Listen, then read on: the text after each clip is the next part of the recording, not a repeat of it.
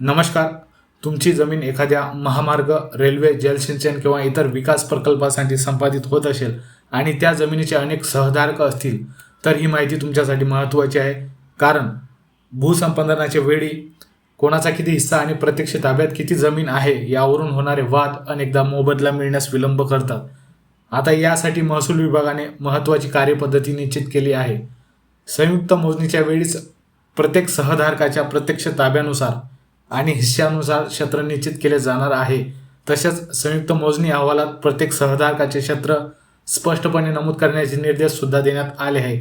याचा सर्वात मोठा फायदा काय होणार तर भूसंपादनानंतर माझा हिस्सा किती, माझ्या ताब्यातील क्षेत्र किती यावरून होणारे वाद कमी होण्यास मदत होईल आणि न्यायालयीन प्रकरणे कमी झाली तर जमिनीचा मोबदला मिळण्याची प्रक्रिया अधिक सुरळीत होऊ शकते. यासोबतच महामार्ग, रेल्वे, जलसिंचन यासारख्या सार्वजनिक प्रकल्पांसाठी जमीन ताब्यात घेण्याच्या प्रक्रियेलाही गती मिळण्याची अपेक्षा आहे. म्हणजेच या निर्णयाचा उद्देश फक्त कागदोपत्री प्रक्रिया बदलणे नाही, तर सहधारकांचे क्षेत्र स्पष्ट करून भविष्यातील वाद आणि विलंब कमी करणे आहे. अशाच महत्त्वाच्या अपडेट्ससाठी आमच्या महाराष्ट्र जनहित चॅनलला नक्की सबस्क्राईब करा आणि ही माहिती शेअर करा. धन्यवाद.